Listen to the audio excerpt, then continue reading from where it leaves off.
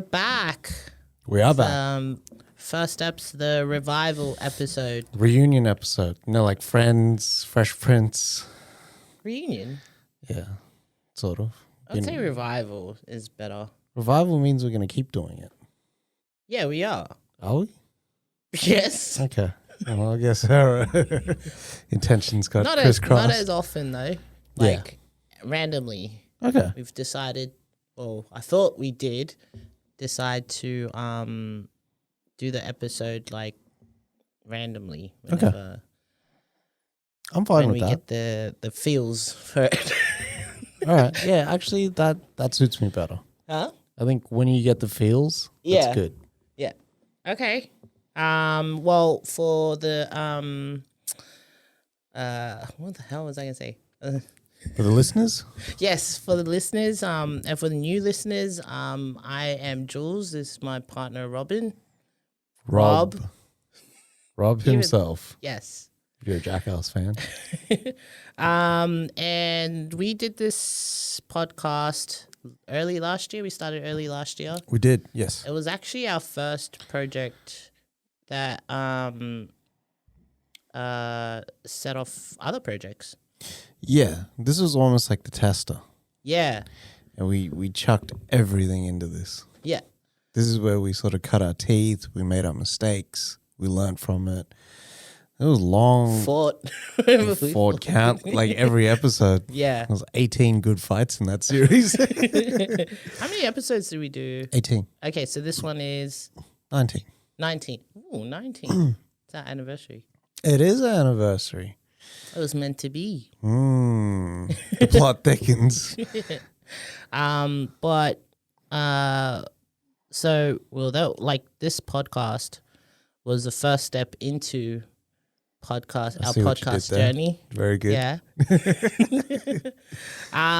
Yeah, and then we did 18 episodes, and then we went off on a break.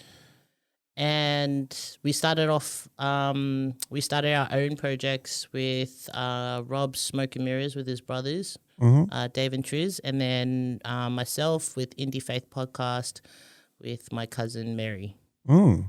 This is almost like the crossover episode. Yeah. This is like when the MCU does their Avengers movie or Justice League movie. This is the one. All right. It started with us. Did you cry when Captain America was like, what is it? Assemble? Avengers Assemble? Is that what he said? Why would you try and embarrass me? Of course I cried. I'm a veteran, I love Marvel. No, you mentioned it. Yeah, you brought the Avengers analogy into it. I cried there. I cried when Tony died. I cried at Tony's funeral and in the cinema too. Yeah, same. I cried when Gamora. Man, this might be small spoilers. It's been like 2 years. Yeah, true. Yeah, so we went on break. We did Smoke and Mirrors, Indie Faith. To be honest, we ran out of topics. We did. For first steps. Yeah. And we also fought a lot. Yeah. And it was probably better that we actually went on our own little tangents as well. Yeah. Until first steps was needed again. Yeah. It's kind of like Batman. Go on. It's not the podcast that we want, but it's the podcast that we deserve. Or it's not the podcast that we deserve, but it's the podcast that we want. Yes. But I think that served us well. Sort of trying different things too. And now it's almost like there's no dominant and sub or host and co-host. We're both coming into this pretty equal footing. Yeah. So it's been a year. It's actually on July 13th was the date that we dropped our last episode. So this will almost be a year since our last episode. Damn. Yeah. Which is exciting. There's so much that's happened in between that last year. Yeah. And it's been eye-opening, and I have had some feelings sometimes something will come up, current events, and I'll be like, man, I wish I had an outlet to talk about that. And that's where I kind of feel like First Steps is that sort of melting pot of ideas and what's kind of going on and how we're going through it. Yeah. Yeah. Yeah. So yeah, I seamlessly just took over. No, it's good. It's good. Like when we started it, you were the host and I was the co-host. And now like we've gone and done our own projects. Where we're both like, I would say, the main host. I know. Yeah, now we're coming back equal. I know. But which one is which? The master or the apprentice? I had to throw the Star Wars little bit there. Yeah. He's gone and done the movie podcast and he's brought all of that back in. This is the crossover.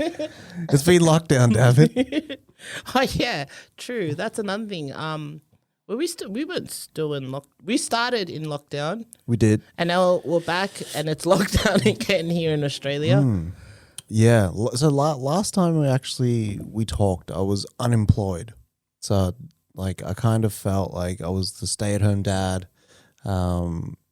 We at that point I think had just fallen pregnant. Yeah. As well. So there was a lot happening there. And it was a very different time. Yeah. For us. I actually felt a lot freer not working as you do when you're on the dole. Or when you're getting government payments. Yeah. Yeah. But that helped us. The government payment. I think that time helped us. Yeah. Because it's weird when I did get a job and then went back to work, it was like sort of finding your footing again. And finding where we were. Yeah. Because for us, our day-to-day, the process sort of dictates our relationship as well. Yeah. Because sometimes it's not easy for me to just go, well, I woke up and I'm going to work now. I'll see you. You know what I mean? Yeah. All the housework isn't done. Dinner needs to be made. Brody's homework needs to be done. It was, It was a lot. Yeah, true. Yeah. So what have we been up to since the last episode? Because I wanted to mention first that in that last episode, I don't know if anyone noticed, there was a bit of tension in the beginning of the episode. And we had just we had an argument right before we recorded that last episode. And I'll admit it was my fault because I was really moody, but I don't think we knew then that I was pregnant. I will also admit I forgot about the argument and also forgot what the argument was about. We always forget what the argument is about. It's and always that's the vicious cycle. Petty. Yeah. But I don't even remember too, but I remember being moody and I was tired all the time as well. And it had been 6 years since we had a baby. And then when we recorded that last episode, I don't think we knew then that I was pregnant. No. So tired all the time, moody, having naps at weird times in the day. Yeah. And then a hunger that goes from 0 to 100. Yeah. So and I never nap either. Yeah. The eating, yeah. Well, the eating was the thing that sort of clued me into it just a little bit less than the napping. So did you have your suspicions? I think when you started napping, I thought maybe you could be, but it had been 6 years. I know, and it had also been we had been together for 7 years, I think, when we had Brody. 6 years before we had Brody, and at that point it wasn't like we had no idea because of like, you know, everything to do with your health. Yeah. PCOS, which I mentioned as well. So we just didn't know. And then we regarded that as a miracle. Yeah. For us, it just was like, okay, well, we get one. We're going to spoil the shit out of him. Which we did. And then weirdly, like a cliche, we had a COVID baby. Yeah. And that was a lot different to when we had Brody. Yeah. That lead up. Because I'll admit I probably wasn't the most present partner during that time. Okay. I said it. No, that's fine. I just didn't know how to react to that. Could have been like, yeah, you were. You could have just went, yeah. I did. I was like, okay. The okay is like, I don't want to start shit. But yeah, it was very, very different because I wasn't as scared, I found. Like with Brody, it was every little thing. You're spotting, you were like, you know, you had a UTI or something like that. But this one just seemed to... Yeah, no, go. Like, sort of go off without a hitch. You know what I mean? What was the look for? Let's Spit it out. Exposed and everything. Oh, no. I'm only, I'm fine with it. Okay. Yeah. But it wasn't like a UTI out of like, you know, like hygiene. Like the doctors were like, you've got to make sure your hygiene's on point. It was because you had excessive apple juice. You used to have like 4 or 5 apple juices a day. Yeah. You just want me to move along, don't you? No, I just had to fix something. Yeah, so we found out I was pregnant, and then we still kept recording Smoke and Mirrors and Indie Faith. But with First Steps, I think at that point anyway, we didn't have any topics. We ran out of topics. We did. And then we'd fight about the topics. Yeah.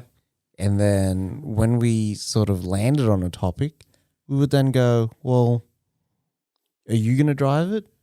Yeah. Are you going to host it? Like it was a weird sort of feeling, and it wasn't the right feeling to give value. Yeah. I found. And that was also, like I'll admit that was like insecurity as well. Insecurities. I know I fought back a lot with the I'll lead. I'll lead the episode, because at that point I wasn't that confident with, even though I was swinging into Faith and I was leading there. Yeah. But I don't know. It was like I was just too comfortable with you leading this. Okay. Yeah, because we started that way. Yeah. And you know what's funny? I wasn't confident with me leading this either. And every time I would fuck up, you'd be like, aren't you going to do this? So you were leading anyways. Yeah. But like that whole period, I think was very, very trying and different, because like you were pregnant, you were still recording, like nothing slowed down.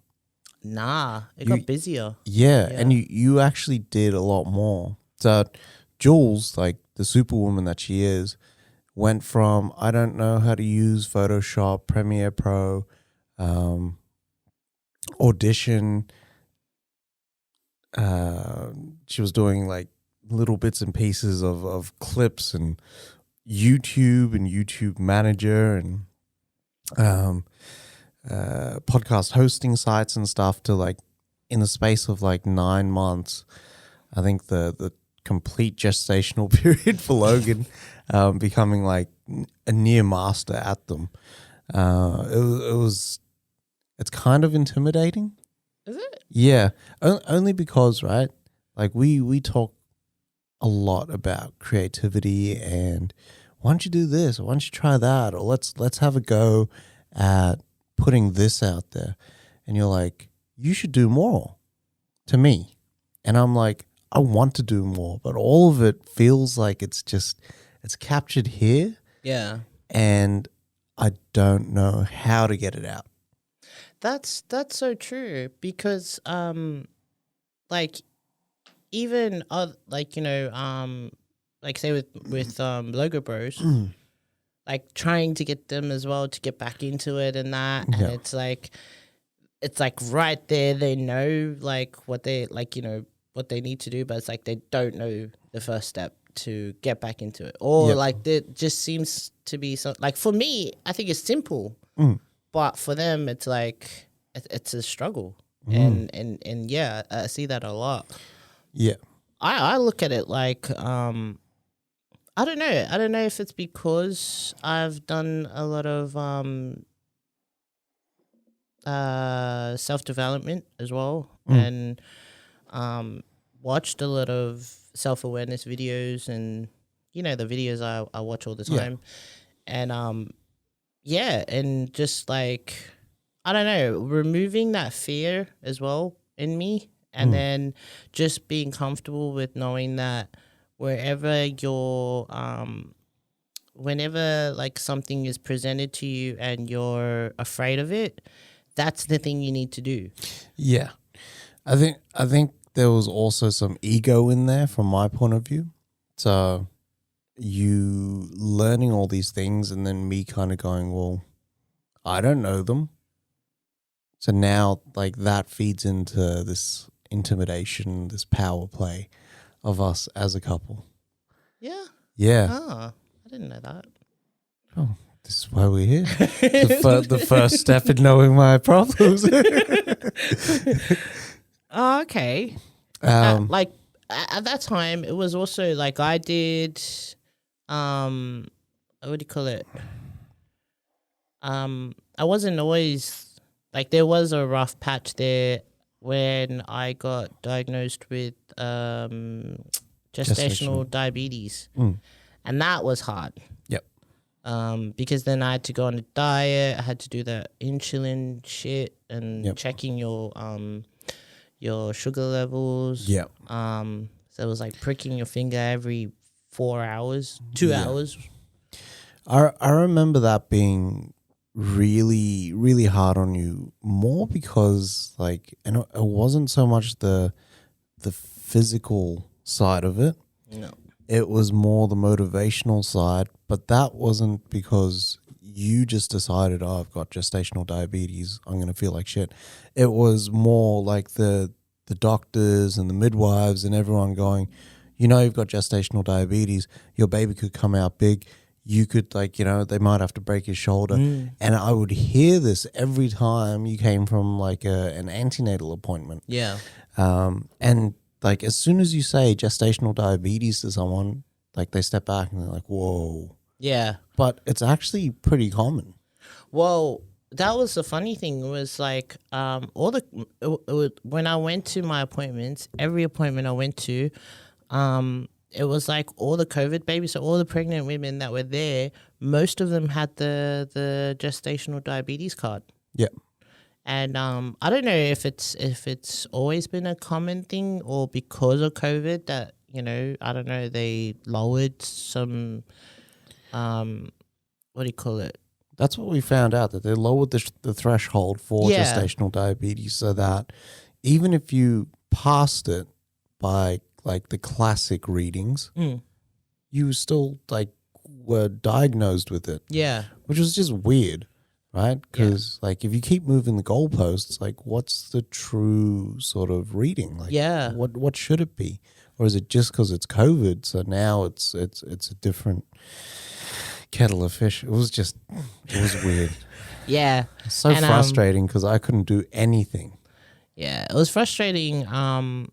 And it was really like I just felt like shit after those appointments. Like I used to be anxious going to those appointments, and then just hearing, even though when I was pregnant with Brody, I didn't have it then, No. but because I had it with Logan, they said that it was they misdiagnosed me with Brody, but they were Yeah. going off my race.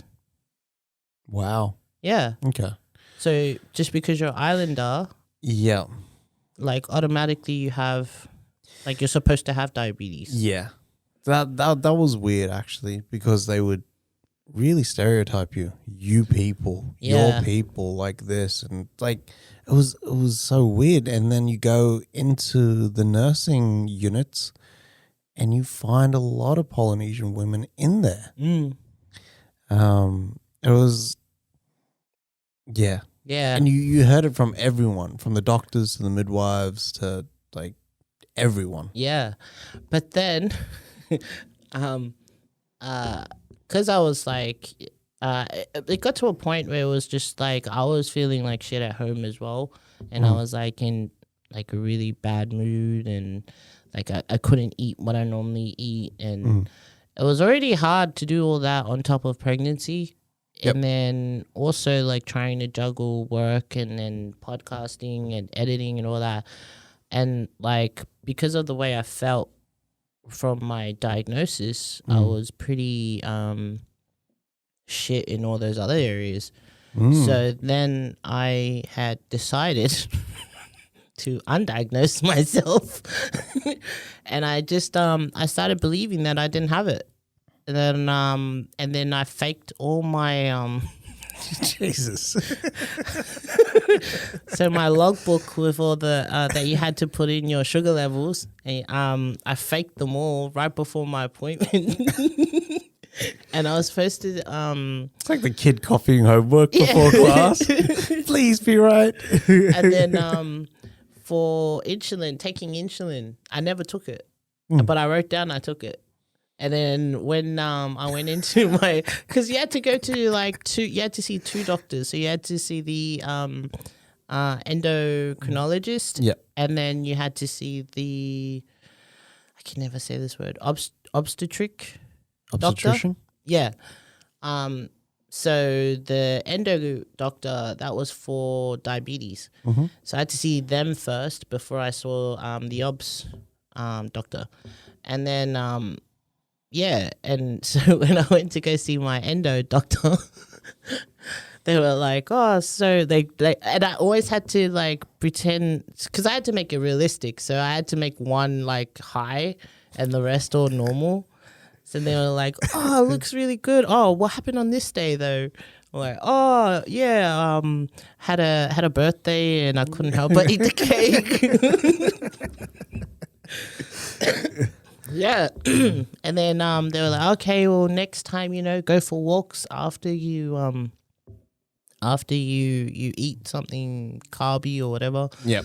And then but yeah, they were like, oh no, it looks good.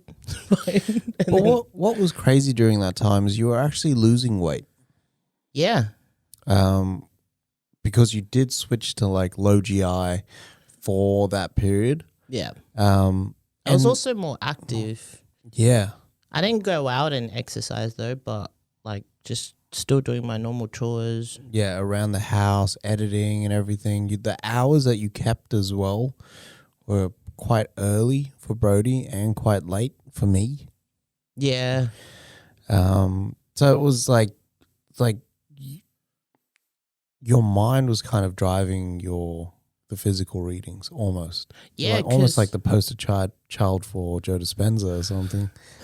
That's where I got it from, to be honest. Like that was what I was thinking about, because I was like, if I because and that's how I felt when I first got diagnosed with it. I was I started feeling tired. I started feeling sick. I was like I was always sleeping, and I was always feeling like shivery and yeah. And then after I was like, when I was like, you know what? Nah, I don't have it. When I changed that mindset, I didn't feel that. I didn't feel sick anymore. I didn't feel shivery. None of that. Okay. And then and then I was just normal. Like everything that they were describing, like all the symptoms of diabetes, I didn't have that. Yeah, so I don't know if it was a coincidence, but yeah, I just trained my mind to think that they had misdiagnosed me, and I believed it because I was like, I clung on to I didn't have it with Brody. Yep. And yeah, and so I don't have it with this one.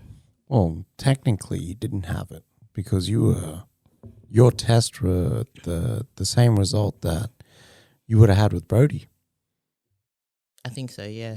Yeah. And also, I did the sugar test in the beginning. You're only supposed to do it in the middle of your pregnancy. But it's weird. I found that they tested you until they got the result that they wanted. Yeah, yeah. And they tested me in the beginning. I don't know why, but I think it's just because I was Islander. So they were like, oh, there's a higher chance of you getting diabetes. So might as well do the test early, save you from doing it in the middle of your pregnancy. Yeah. I'm not shitting on doctors or anything, but I just knew my own body. And like, if I had believed that I had diabetes, I think I would have had diabetes, but I didn't. And I didn't have those symptoms. Yeah. And like, I am grateful that you thought that way as well, because that would have been such a hard pregnancy to get through. It's about the men, eh? in the most respectful way possible, of course. What else do we do? I got a job in November. Oh yeah. So after we found out, hey, we're gonna have a baby, we then went into that panic mode of shit, we got to buy stuff. Yeah. And then we looked at our budget and we were like, we don't have enough money to buy the stuff. So now we need to just like, focus on getting you a nice little job there, and then we can start prepping. And then it hit in November. It wasn't the classic office job that I get. No. Or that I've worked for the last 15 years. It was like, it's a warehouse job. Like I'm using my hands. I'm like, driving around. I'm working different hours as well. And that flexibility helped us as well, because that's what we were sort of looking for. And then I just put in a random application. I had no idea that I'd get a response or anything. And then we got it. You were also meditating at that time, weren't you? At that time, it was the other job where I was only working 4 hours, but it was like early as shit in the morning, and I have a problem getting up in the morning. That's why I like the afternoon shift, which weirdly I woke up early for years when I worked in the office. I don't know. But this helped us, and I think that's why I was driving for the afternoon shift, because of the flexibility it gives us to live, you know what I mean? Yeah. Whatever. And that worked out well, because it ticked every box that we kind of needed. Yeah. It helped us during not just your pregnancy, but when you gave birth as well. Yeah. And sort of up until now. Yeah. Yeah. Probably been the most chill experience at work. Yeah. True. Yeah. Like, this organization is not about like just killing their people. Yeah. I remember you telling me that when you first started. And yeah, because you started full time and now you're part time. Yep. You've been back and forth. Yep. Full time and part time, but like they were very supportive with your circumstances. Yeah. But then you start to feel guilt at work. Yeah. Yeah. I remember this one time, I'll be very honest here, I was supposed to catch a plane for work and do some interstate travel.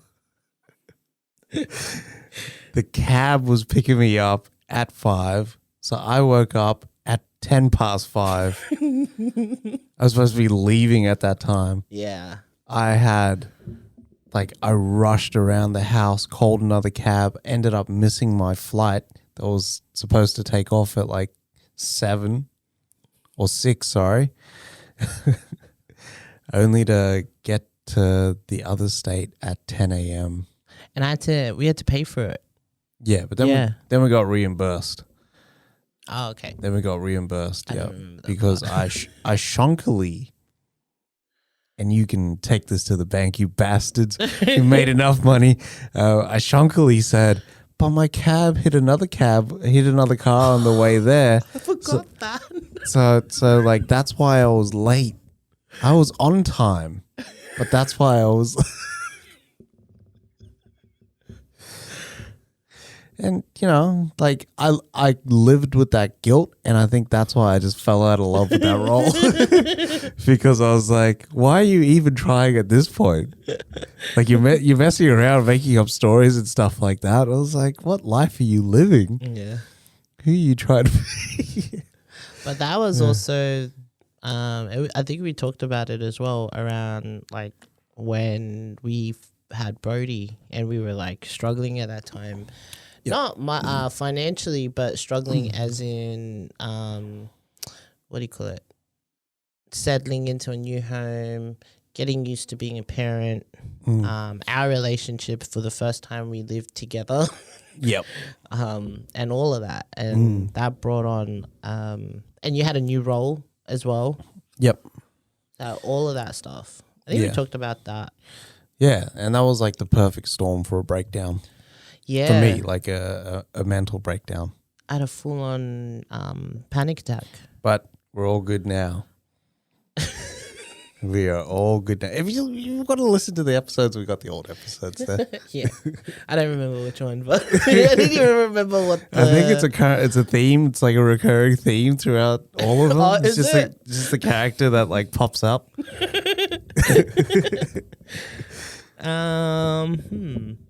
What else have we been? What's the biggest challenge that we? Oh, that was actually my next question. Okay, well, you know, are you sure you didn't read my notes? You're like looking on this side of the desk. Biggest challenge. Yeah. That was my biggest challenge was the diabetes and the pregnancy. Okay, I think my biggest challenge was finding momentum to get up and do stuff. So my modus operandi is just putting on a movie and watching it. What that means? My regular thing that I do. Okay. My normal thing that I do is I'll just chuck on a movie and I'll watch a whole bunch of movies until I go to work.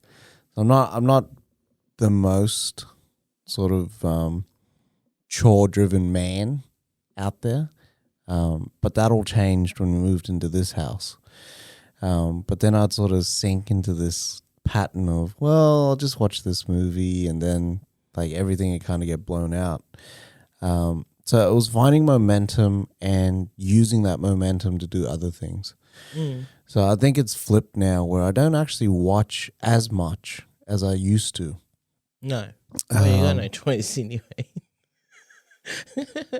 Hey, if I wanted to happen, it'll happen. No, I mean you got no choice because like you fall asleep when you put Brody to sleep. Yeah, that's a weird thing.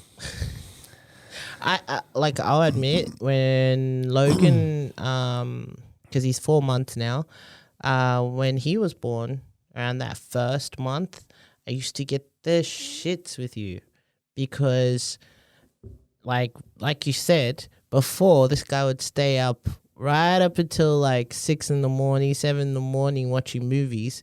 But then as soon as Logan was born, it's like, 11 o'clock bedtime. I don't know what happened. I don't know either. And it's just weird hours that I keep now. And they're very, very they're selective hours. They are. They're like the prime time, like day hours. It's like 7:30 or 8 o'clock in the morning until like 11 p.m. at night. Yep. But I do get up sometimes. Yeah, like I said, that was the first month. But yeah, that I think that was tough getting back into that mode of you've got a baby in the house, because we had like that 6-year gap or 7-year gap. Yeah. Only for it to kind of like hit us as we were coming out of that like really high dependency level from Brody. Yeah. Because like it's hard switching in between the two. Mm-hmm. Like Brody, he can shower himself, he can feed himself, like all that stuff. And then you go to, I can do none of those things. Yeah. And the dependency level's like high again. I think we had like maybe 6 months of this really cruisy time with Brody, where the hardest thing was like the homework.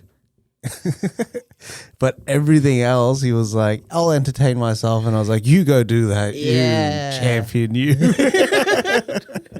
And then I would just like, yeah, I'm going to go do my thing. Yeah. I used to just like when it was bedtime, sleep right through the night. Yep. Yeah. And he'd like jump into our bed. So like he would just go right back to sleep. Yeah. It's funny though, because before when he was younger, we wanted another one. And then it didn't happen. And then like we got to a point where he was old enough and he was doing his own thing. And we were actually enjoying that. And we were content with like our life with Brody, with just Brody. Yep. And then bam, another It's always one. like that, eh? Yeah. It's like completely cliche. But yeah, I mean, I kind of think of it like we've witnessed 2 miracles. Like we weren't supposed to have those boys. No. At all.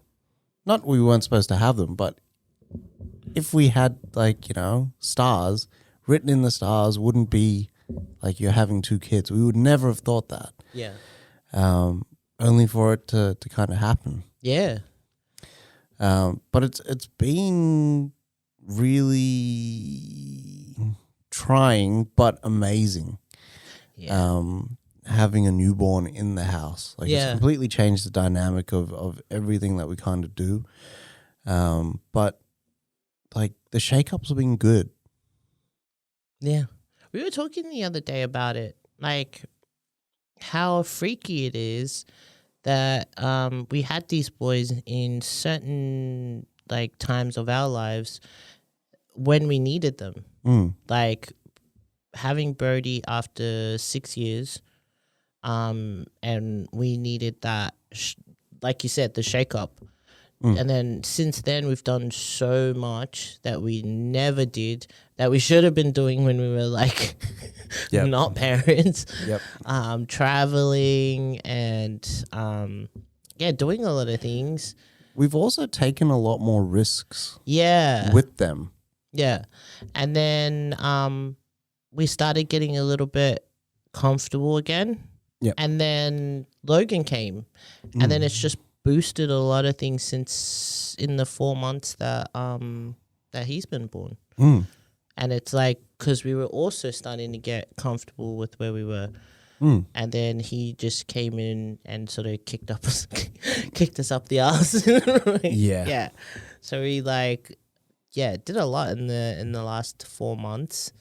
And also since I was pregnant. Yeah.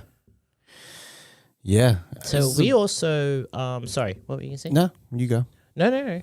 I was just gonna say it's the busiest pregnancy that we've ever had. Yeah, because we started Logo Smith Media. Yep. So that is our media production company that we want to start up. And we've done Smoke and Mirrors Indie Faith, we already mentioned that. And also we partnered with Logo Bros as well. So we got them under us, under Logo Smith Media. We did a photo shoot as well. We did other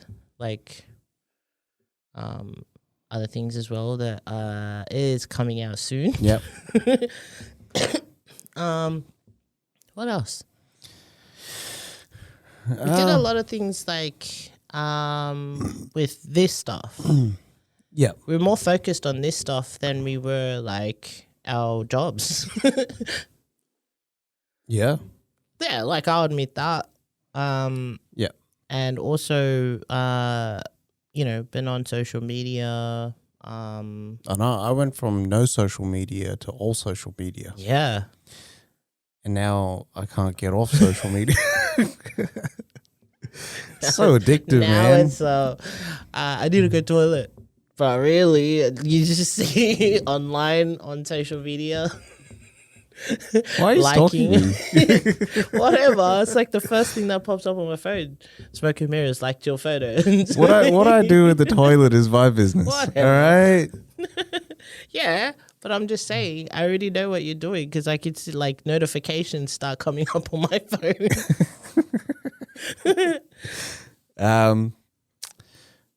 Damn, what was I gonna say? I don't know. I don't know either. This puts us in a weird position. I'm not a mind reader. I think with Logan as well, we were kind of offset too. Where we just weren't lining up like were before. Whereas we had like this nice little sort of ebb and flow where we'd kind of work together. Everything would sort of be really civil and it'd be like quite pleasant, peaceful between us. Yeah. But with the disruption, and I won't call Logan a disruption, but with that disruption of having a baby, Yeah. it changed our equilibrium as a couple. So we were fighting a lot. I think it was almost like because I was sleeping through the night, like going to bed at 11, I wasn't moving enough, like with chores and things that needed to be done. Yeah. Like you probably didn't have the highest amount of trust in me. I'll be honest, since the pregnancy. Yeah. Because even during pregnancy, you were pretty distant with me. And with like when I was pregnant with Brody, you were just like, you'd talk to baby, like you'd put headphones on my tummy. Like you were more attentive. Yeah. And you were more present. But then with this one, you were very, very distant. I think it was also like COVID. I can't come into the doctor's office with you. Know what I mean? Like it wasn't like I was like a part of that journey either. Okay. Whereas I was part of all the antenatal appointments that you had with Brody. Yeah. Like I got a chance to hear his heartbeat, like with you, and experience that with you, and that like really made our bond strong. Whereas with Logan, it was like I was like just separated. Yeah. Completely. And then when he was born? When he was born, like it sunk in. Okay.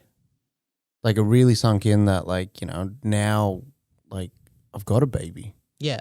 But did you still feel distant? No. I didn't, because if I did feel distant, I would not have gotten up the next day after 4 hours sleep and running around and like, after delivery and stuff. I was there for you. Yeah. Yeah. Did you feel that I was distant? After delivery?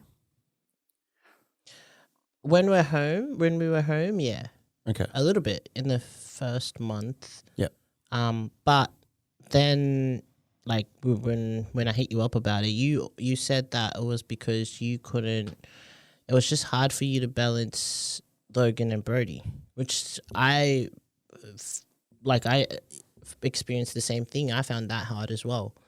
Was balancing having one, like focusing on one kid and then jumping to the other and then like just doing that all the time. like I think about my mom, your mom, Oh, and I was like, my mom had 5. yeah. Your mom had 8. Man, Yeah. like where did you have the time? Yeah. Or like, at what point was it just like, you're older 4, take care of yourself. I'm gonna focus on the younger 4. Yeah. Like how did you not go insane? You know what I mean? And my dad worked away a lot as Yeah. well. So it was really my mom doing it by herself Yeah. for a very long time. Admittedly, there were some cool bits in there where me and Dave had the house basically all to ourselves. We would watch movies, do whatever. And there was a lot of that sort of like let yourself into the house, do whatever you kind of need to do. And I will be home at 5, and then Same. Yeah. And that created one of the some of the best memories as well with my siblings is just being home alone with relaxed, are we? Do you want it to be tense? Jeez. But yeah, I remember mom and dad, one they would go to work and we just make they'd leave the door or the back door open. And then when we finished with school, we just go home and then just do whatever we want. And then when you hear because mom used to always tell us to make sure we do chores and that. So we wait till we hear the car pull up in the driveway, and that's when we're running around doing last minute cleaning. You know what that is for us? What? Taking meat out of the freezer. Oh shit! Yeah, but you can't even get away with that. But you know how professional my mom is with defrosting meat. Legit. We went from frozen mince to spaghetti bolognese in half an hour. Damn. Yeah, I know. But still, if you've probably got used to it. My mom did it recently as well. I seen her. She cut frozen mince into slices and then microwaved the slices just enough so that the ice melted and then was good to go. Wow. I know. These are all the tricks from the trade, and she learnt that from her mom. Oh, wow. And it doesn't lose any of because you know how they say when you microwave food, it doesn't taste the same? No, because it didn't cook it. Oh, okay. Yeah. Wow. It was a defrost setting. There's a tip or not? I don't know. I'd do it and probably cook the meat. It'd just be meatloaf.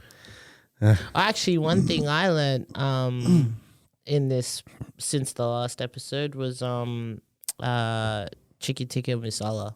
I make a pretty good one. Mean chicken tikka masala. Yeah, it is actually. I'm actually proud of that. And I've been doing slow cooking. Yeah. Sorry, pressure. What is it? Oh, Dutch ovens. Pressure cook. I don't know. But yeah, I got a couple of roasts under my belt there. Yeah. Yeah. Really getting what's that? What's that word? I don't know. Not civilized. Domesticated. Domesticated, yeah. That's it. Just tame the wild beast. That was me. When were you wild? This is also true. You could have just run with the story. What else? How has our relationship been since the last episode? I think it went from hey, here's this sort of shiny veneer and everything was good. We were open, we were talking about things, and we would have this weekly, then fortnightly, and then monthly sort of forum to chat about things and work through them. Because we kind of go through the whole process of we fight and then we have the episode. Yeah. And then we went without that. And then it was, okay, how do we do this, and this? and then it was about, okay, well, I'm doing all these things. What are you doing? Because you're watching movies on the couch. And then you're going to work. Yeah. To sort of having a baby, and then it's like, well, I'm doing all these things plus raising a kid, and you're still watching those fucking movies on the couch. When are you going to sort of help me? So it was like getting me to a level, I think, where I was contributing the same as you, because I know that you were getting frustrated during that time. And then, now we're at a point where I think I'm over, we're having a baby, and it's official. You know what I mean? It's sunk in, and how we kind of balance that with the things that we want to do. Yeah. So, yeah, I think we're at a point now where we're back to, well, let's talk about it, as opposed to let's let the argument fester and just get worse. Yeah. And I think because we don't have time anymore to we're so busy with having 2 kids, especially having a baby in the house, and just getting used to it again, that there isn't much time for us, because of 2 kids and a baby. I mean, 2 kids and one's a baby. We just didn't have that time in the beginning to sort of talk things out and solve problems. It was just one of those quick ones. Yeah. I think the I'm sorry versus the, well, what's triggered you? Yeah.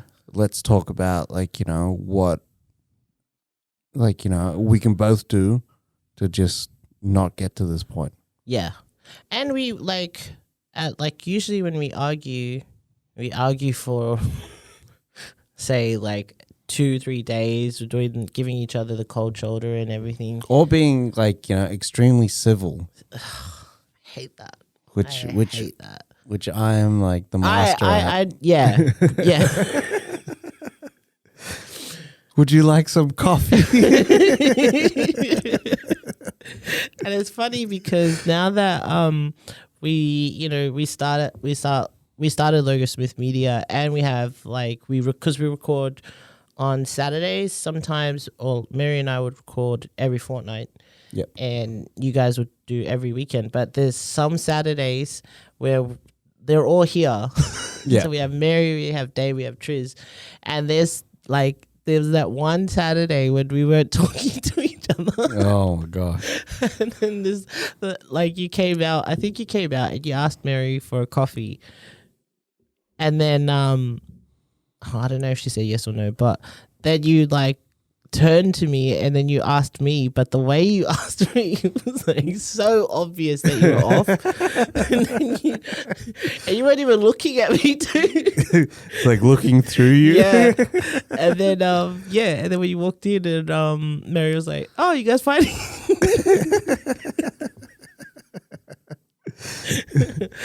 Yeah. Or if I said goodbye to Mary and then just walk straight past you. Yeah. Sky, I think he's so sly when he's no, really. No, I don't. You know, I laugh. No, I don't. Every time you do that. Yeah. And I know it also gets to you. But yeah, so our usual arguments where we would we wouldn't be talking for a few days, and then when we finally sort of calm down, then it's usually that one person that's are you ready to talk? And it depends on the other person if they're still want to be a stubborn ass or actually want to talk. Yeah. And then we would talk it out, and we would talk for hours. Yeah. Until we're both we understand. Yeah. Yeah. So I think a good gauge for us is, all right, well, we're letting these arguments stretch out for 3 days. It's too long. when we can sort things out on day one, Yeah. then we're like, I think in a good spot Yeah. in the relationship. So then when we had Logan, Yeah. We were forced to like cut it out. But then at the same time, we were also letting it build up as well. Yeah.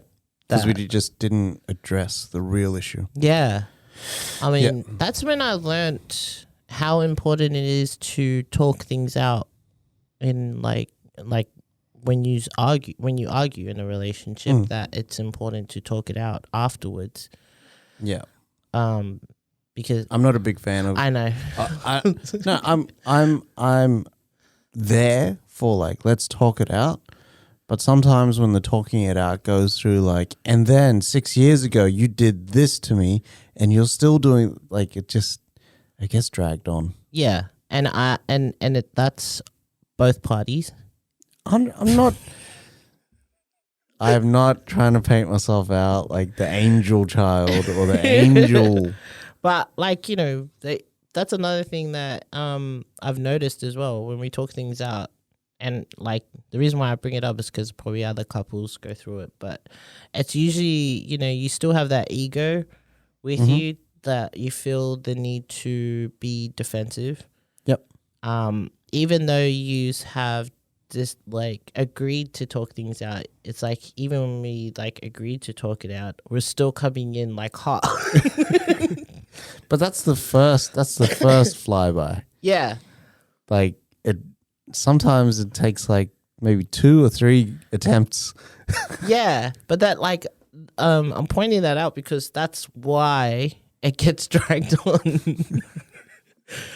Because like I'll come in hot, you're coming in hot, and then we're both defensive, and then it's more like, well, I'm sorry, but or I understand, but you gotta understand me, and then and then we end up arguing over that, and then it's sort of like it just snowballs. Yeah, like for us, it goes, this is what I'm mad at that you did. Yeah, and then the next one is, well, I wouldn't have done that if you didn't do this.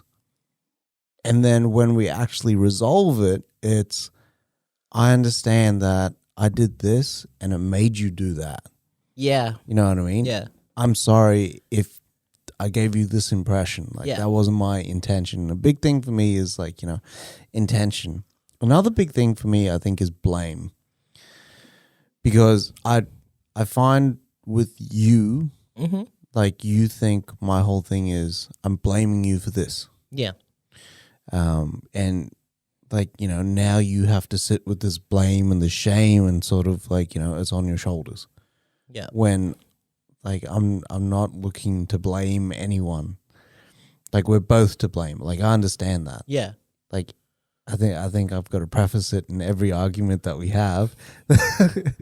Like no, we are both to blame in this. Yeah, but like it's more the like I feel like you always want to be like right. Yep. And like you'll fight until you get your point across and that I understand your point. And yeah, like you won't. It's like, when somebody when someone always has to have the last word. Yep. That's what it feels like. Okay. Well, to be honest, I'm going like, and I do this a lot. I breeze through like your side of it. So I'm like, yes, I understand that. But this is like, what I was feeling at the time. Yeah. And the reason why we go back into the past is because I have to like figure out when the hell you did the same thing and like throw it back at you. That's like an essay. You got to find like references and examples, sources. In 2018. Yeah, but that's because you actually go, oh yeah, when did I do that? So you have to like reference when, where, what time. I think this also like factors into the trust. Like if I don't trust you, or like not if I don't trust you, but at that point, if I don't think that you're taking my feelings into account, then like, I just think that you're trying to bury me. Yeah. But really, you're trying to break me.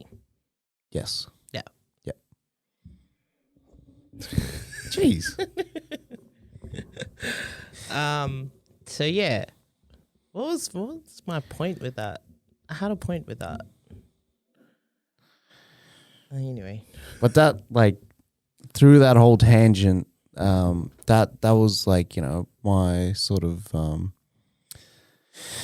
my biggest challenge in the pandemic was getting to a point where I could, like, gain momentum that wasn't based on you're angry at me and I need to do this. That motivation coming from within.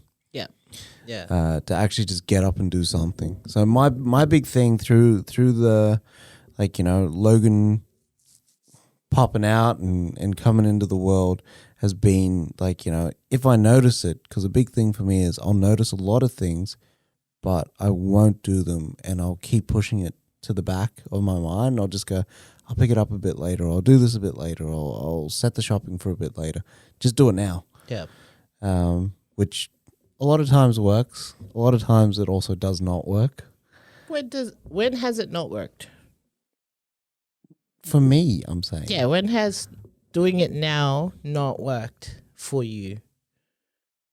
Like I said, I was going to go do the shopping, and then I said, I just got the stuff that we need for tonight. Oh no, I thought you tomorrow. meant like there was a time that you actually did it right then and there, like you did it now and it didn't work out. Okay, well, not it doesn't work, but I don't do it.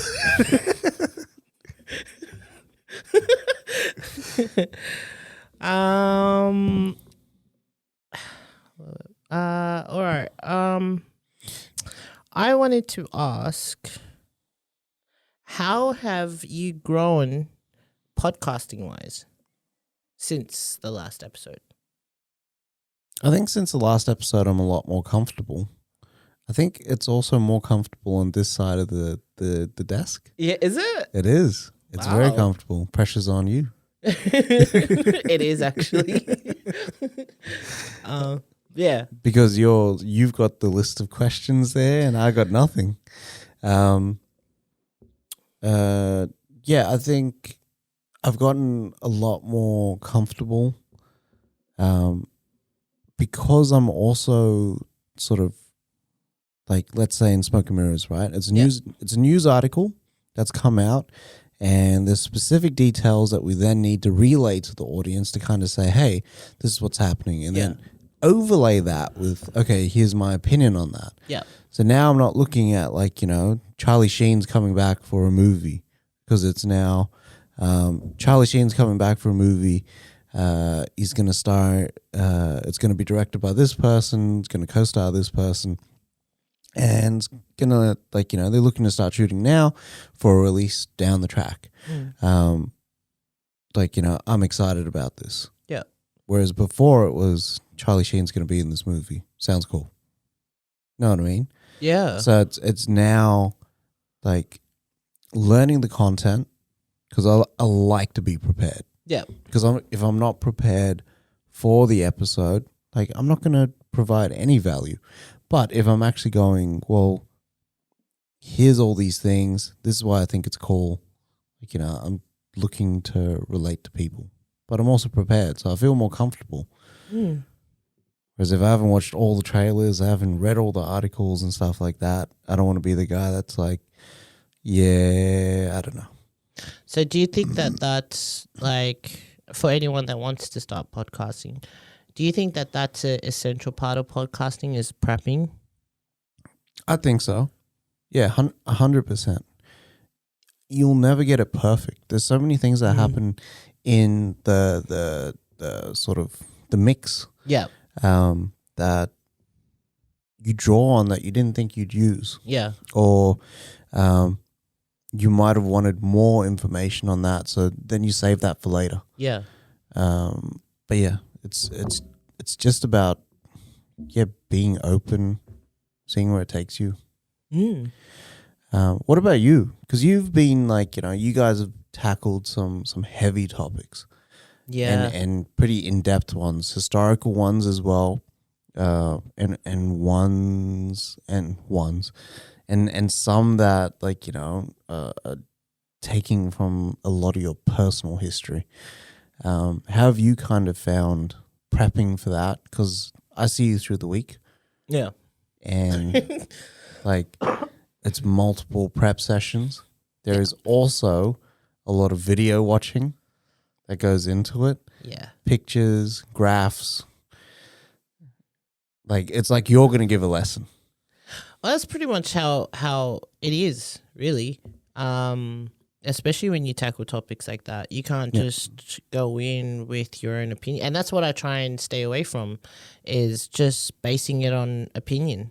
Yeah. And also because, and I'll be really honest, is that I know like having like there is what do you call it?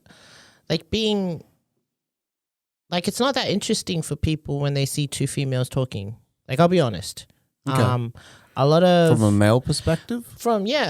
Even females. Like I just find that when it comes to like talking or any sort of forum where there's like conversations or discussions and that, when it's predominantly female, it's not that as popular as when it's men. I don't know why, but it's like I don't know if people assume that when it's predominantly females talking, it's just like gossiping or like a bitching session or all of that. And I don't know, I'm just assuming because like a lot of like it took us a while to get like followers, whereas you guys, when you started, you guys were getting heaps in like the first few months when you started. Like it just hit a lot, and then but with Indie Faith, it took a while, and then now it's only just starting to roll. If that makes sense. But I try really hard to steer away from that stereotypical female thing that everybody thinks of when they see us, is that it's just a bitching session. They're not going to talk about world problems because that's not a female thing to focus on. So I like the reason why I study a lot of male podcasters, or like, a lot of men. And study a lot of men, do you? I knew you were going to say that. But their interview skills, and their style when they're like when they're on like forums where they're having conversations. A lot of Joe Rogan and that. But do you think that's gonna like get people to change their minds? What do you mean? Like if they see you without hearing what your content is or anything, do you think that's what they're gonna? I'm not, like I said, I'm not 100% sure. I just feel that that's something that that is a thing that when it's just females, that like a lot of men especially are not interested in watching. Unless it's like, and to be honest, I've heard a lot of I've heard a few men say that about female stand-up comedians. Okay. Yep. That theirs isn't as funny because it's too whiny, or I don't know, like, you know what I mean? Yeah. And so like with that in mind, I try really hard to like not just focus on opinions and actually throw in a lot of facts and do a lot of research so that I'm going in with and tackling deep topics with some background knowledge and that without just opinions. So I almost think like you're going in there, men are seeing like two women, so they're going, well, they must be Karening. Yes. So like you're almost sort of, you're facing an uphill battle there. You've also got like a really niche topic in terms of like you're Polynesian, you're talking about cultural sort of topics within like, you know, that community. Yeah. So it's like, it's very male driven. Yeah. And we purposely pick topics that are taboo. Yeah, but that's not the taboo that men want to hear from a woman. Yeah. And this, like, to be honest, that's like, I'm not interested in that because like my glory days of like, you know, trying to pick up and everything are way behind me. But like, as in pick up chicks. Yeah. Oh. Yeah. Are way behind me, so I'm not interested in like hearing about it. But what sells is sex, right? Yeah. You get so many women talking about sex, like on their podcasts. Yeah. And that's what men expect to hear. Yeah. And that's what draws men in as well. Yes. And the filthier, the better. Yeah. And the more graphic and in detail and current and frequent and everything. Like that's what I'm like saying. Yeah. Whereas if you want that demographic, that's what you'd have to do. But I feel like the topics that you're actually tackling are more important for your community than getting the views. Yeah. And getting the followers. Yeah. 100%, because that's what Don't take my lines. Oh, really? I say 100%. I say 100%. I said it first. You're gonna have to say 1,000% from now. Yeah, nah. So what the hell was I gonna say now? More about the viewers and the followers. Yeah. So like, yeah, that's one thing that Mary and I don't like. Like, if we get followers, yeah, of course it's a bonus and everything. But our main thing is just the content and focusing on like tackling really deep topics that no one talks about in the Polynesian community. Yep. Like, our purpose is more important than like getting the popularity, because I think it's like something that we don't talk about in the community. I think that like we hold ourselves back a lot because of the like stigma and stereotypes around just being Polynesian. So like yeah, so we focus so much on the content that, like, you know, if it does get popular, I guess people are liking what they're hearing. But yeah, we're not focused on that as much as we are our content. But like those topics, like I get what you mean, like, you know, where, you know, sex sells. We did a sex topic, and that was like probably the most views that we got. Or the most listens on Spreaker as well. Yep. Yeah, was a sex topic. But like, I don't know. I think because I did I'm a lot confident. I'm a lot more confident in myself that like I don't feel I need to, you know, have my boobs out there or anything to sell our podcast. Yep. You know what I mean? Like, I'm really trying to normalize like these kind of conversations, and yeah, if it comes from females, shouldn't matter. Like that's more what I'm trying to break through. Okay. Yeah. Breakthrough for all males or males in the Polynesian community? All. Okay. All, yeah. it would be good. But yeah, I'm more focused. It's more focused around the Polynesian community because I it's just something that's close to me, and I see a lot of room for improvement, I guess. But yeah, Room and for also, inclusion. well, yeah, and that too. But and also like I have the experience, so I can talk about it. Yep. Yeah. Very good.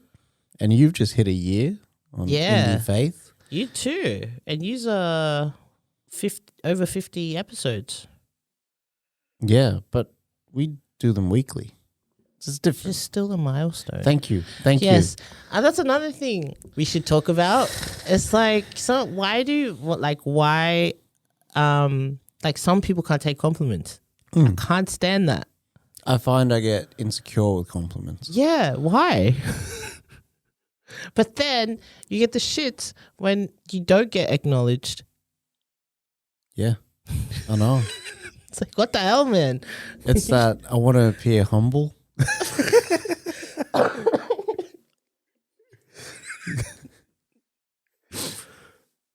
That's annoying.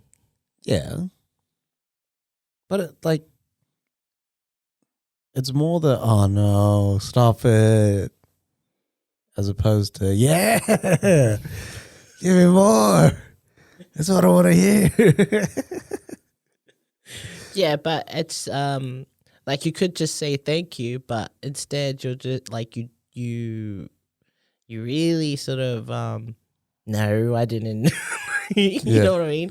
I'm like, man, I don't want to feel sorry for you. I just like I'm giving you a compliment. I don't know. Maybe I have to do a deep dive into that. Have you done any like self-development stuff since our last episode? That I generally like to listen to books and sort of inform myself that way. It's so weird, eh? Like, More autobiography. yeah. Like it's so weird that these days we say listening to books. I know. Yeah. Because that just keeps me informed, gives me a different perspective, and I think that's what kind of helps me a lot. Yeah. I know I brought up Shoe Dog on this like podcast a while back. Yeah. But that really helped me in terms of, well, I don't really need to, make any massive moves. Well, not make any massive moves, but I shouldn't expect to get anywhere quickly. And to really just sort of stay in the grind. But yeah, it was more just just listening to things. Okay. I don't know. I ran out of like points, credits, so I'm like, I'll wait until next month. Is there any area in your life that you found growth in, that you have grown in? I think motivation. Yeah. Yeah. Motivation, but more self-esteem. So your self-esteem. Yeah. Okay. You want to elaborate? Well, I what I'm trying to get away from is compliments. One, like doing things so that people acknowledge them. Huh? Like for self-esteem. Yeah, like, what about it? I'm not doing anything so that people will go, oh, good job. You know what I mean? Okay, yeah. Yeah. And I think driving things from within as opposed to an external force pushing me to do something. Yes. Yeah. So like there's that. I've also kind of just been working on, okay, if I've got an idea, really trying to think it through and do something with it. Yeah. Whether that be like just on impulse, just talking to someone, or what's the other thing? Doing a clip or something. I've never used the editing tools that we have on our phones, but True. for the first time, I tried it out, and it was fun. It is, hey. It is. Yes. It was good. For clips. See, that doesn't help either. That laughing. Oh gosh. It's like every time you laugh, I just like shrink, like I'm Alice in Oh Wonderland. my gosh. Anyway, What about you? What growth have you found in the last 12 months?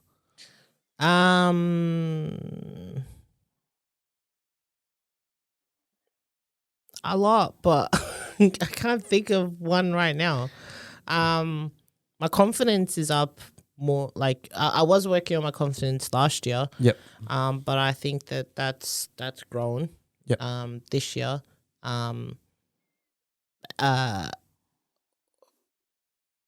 Talking to people. Mm-hmm. So social interaction.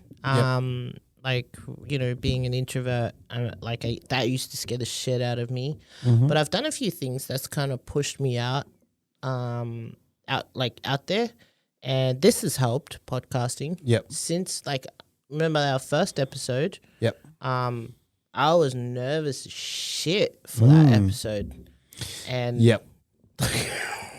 So was I. I was sweating. I was nervous. You didn't seem it though. You actually seemed confident. I play a lot of things in my head before I do it. Okay. So,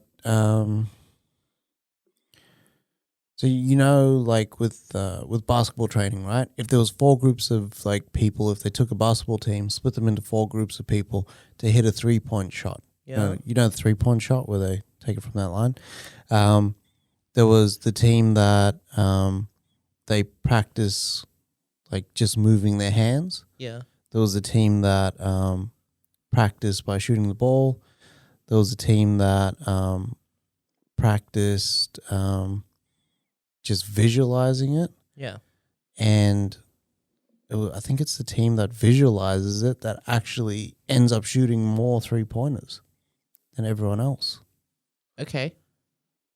So they visualize what should be done as opposed to see how they go with every attempt. Yeah.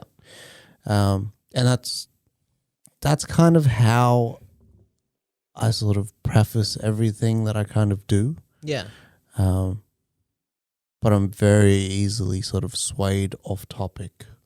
So if something comes up and it ruins that flow, Yeah. it's very hard for me to get back into the flow because I didn't foresee that little speed bump. Yeah. And now it's just fucked it all. That's one thing I've learned podcasting wise and in general is you know how because I'm an introvert, so a lot of times when we're recording, I'm not listening to the other person. I'm actually thinking about what I'm gonna say next. Yep. So I'm not hearing what they're saying. So when they stop, I immediately go into what I was thinking. Yeah. Because I can't talk off the top of my head. Yes. So Same. I have to prepare, you know what I mean? So sometimes I'm not listening to the other person and in my head I'm just mentally stringing together sentences for my next line. Yeah. But that's what I've improved. And now I get I watched Charisma on Command. Yep. And there was a video that teaches you to, especially for introverts, I think it was more focused on introverts, but it was to be in the moment. Because a lot of, and he pointed that out. He was like, a lot of introverts, they're not listening, but they're thinking about what they're going to say next. But you have to be present and in the moment, and then and listen. Listen to what the other person's saying, and then just let the conversation flow naturally. Yeah. And then so I started doing that, and it's just been the best thing ever. Man, that show's so good. I know, I learned so much from that. What I sort of learned from that was the pauses that you take in between thinking of what to say next Yeah. isn't as long as you think it is. Yeah. So I could go, and then we went to this other place that was called Oporto's, right? And like in my mind, when the pressure's on, that feels like a minute between each pause. Yeah. But actually, it was normal. Yeah. And we thought that a lot about our first episodes too. Yeah. So now, like, because I listen back to every episode that we do. Yeah. To kind of spot, okay, what can I sort of improve on? What was my speech like? And there's like, there's things that I say like 100% that I try to cut down on. Like is also one. Is one, and is one. You know what I mean? Yeah. Also is one. And it would like, again, it's just a trap. But even that would throw me off. Damn, what was I saying? See what I mean? That's the flow gone. I didn't even interrupt you. I know, I did it myself. Just tripped over my own feet. But that's charisma on command. Yeah, that pause thing, that was a big thing that I learned. Yeah. And from charisma on command, I also found this book called The 5 Pillars of Self-Esteem. Yeah. And that book's been really, really good in terms of like little things that you can take away to improve the pillars of self-esteem. Like there's self-responsibility, there's self-esteem, and there's 3 other ones that I can't remember right now. Yeah. Oh, check it out. I actually want to do a future episode. I just thought of it now, but on a book that I read in the last 12 months, and I've been trying to get you to read it.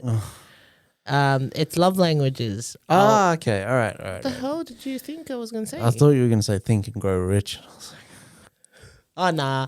I love that book. Like, but yeah, it is pretty hard to get into that one. Yep. But unless you are really into that sort of thing, and you want to learn the 13 principles of law of attraction, then that's the book to go to. Well, I reckon in a month we tackle love languages. Yeah. I like that book. I would say that changed my outlook on our relationship. Okay. Yeah. But I won't give away content now that I flow in. Okay. But yeah, that was a really, really good book. I recommend anyone in a relationship or even single, like anyone that's single, can read that book, and it'll prepare them for finding someone. Okay. But it's really good. It's tiny as well. Yeah. And it's written by a man. So I don't know if that makes it easy. Men can be romantic just because this man isn't romantic. Well, I mean, a lot of men would see the cover of the book. It's all pink. And not only that, there's love hearts on it, and it says love languages. It's not really I don't know if men don't feel masculine reading it, but it was written by a man. And in essence, it really helps. It helps men more, I would say, because I feel women are already in touch with without even knowing their love language. They're already just naturally in touch. Yeah, I would. Yeah, but you speak for all women. Shut up. But I think, I think it's a good book for men to sort of. Well, I think that's a good. Another good episode is masculinity. Yes. I think we'll be recording monthly. Yes. Just pile our plates up, and then we're in the same spot. We're like, I don't know what to do next. It's like, you drive. No, you drive. And just kill each other. Do you remember why we our why for first steps. We wanted to improve ourselves and also No, what this podcast is about. Sorry, law of attraction. Because because it's a revival episode. I just wanted to. It's our first steps into law of attraction. Was it? Yeah, and it was documenting my journey into learning the different aspects of it. Do you feel like it's been that's what it ended up being about? I think if we had believed in law of attraction, like in everything religiously, we would have stuck to it. Yeah. But to be honest, there's a lot of law of attraction that is kind of hokey and sort of flim flam and it just doesn't hold up a lot of times. Yeah. But some of the teachings in terms of like motivation and attitude wise, it does. And that's like I keep those things with me and try to look at things both realistically and optimistically. I think because we're reviving first steps, that I think since we started it to now, what is that smoke for? Nah, just when you said you were like reviving, I was like mouth to mouth. Anyways, go on, please. Far out. Fetch. Because we're reviving first steps, you want to do? No, I think since we started it, it's changed. I think so too. Yeah, so like, I think it's not so much law of attraction, anymore. I think it's more self-awareness. Yep. Our self-development journey. Yep. But I think it's just us just talking about like our struggles and things that happened in our lives that like, and how we overcame it and stuff like that, and if it helps anybody, I don't know. But yeah. Spot on. What did I say? This guy.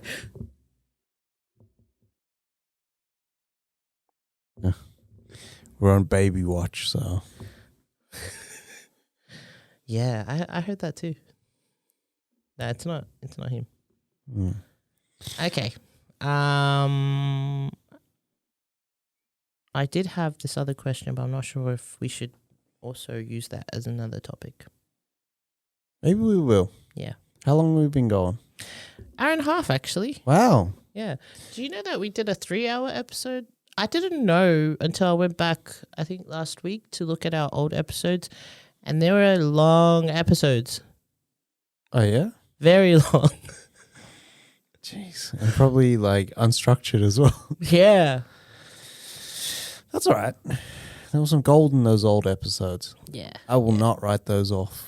Now, what was your favorite? What was your favorite episode? The Generations one. Same.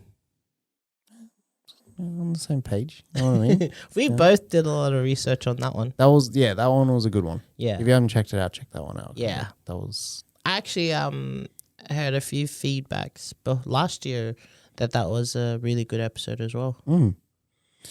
Yeah, a lot of people say that's like our best episode. Yeah. All right. I think we will wrap it up unless you have something else to say. No, I always say that and then I end up saying something. But everyone out there, take care of yourselves. It's not the easiest time here in Sydney. Nope. With lockdown and people separated from their families. Yeah. Stay positive, as hokey as that sounds, but there is an end to this lockdown and we'll be able to see each other again. These times will pass. Like bad times pass, good times pass. Like we'll cycle back in again.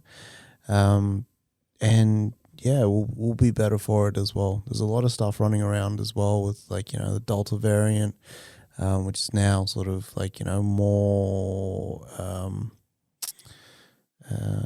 want to say toxic to kids, but it's not toxic, but like, you know, kids can catch it. Yeah. Like kids can catch it more easily. They're targeted. So everyone needs to take care and sort of do their bit. Even if you don't believe COVID is a real thing, which I kind of fall into that category. Yeah. I believe it's a real thing, but I stick to the protocols and I do like, you know, my part to make sure that I'm not spreading or I'm not putting myself in a position where I'm going to fuck everyone else up, because it's a team sport. Yeah. But yeah, take care of yourselves out there. And yeah, we'll talk to you or hear from you soon. Yeah. All right. Stay safe and stay positive. That's all I can say. Stay legendary. Thanks, Tom Bill. I forgot how we ended our episode last time. I think it was stay positive. Ah, yeah. Take care and stay positive. All right. Take care and stay positive.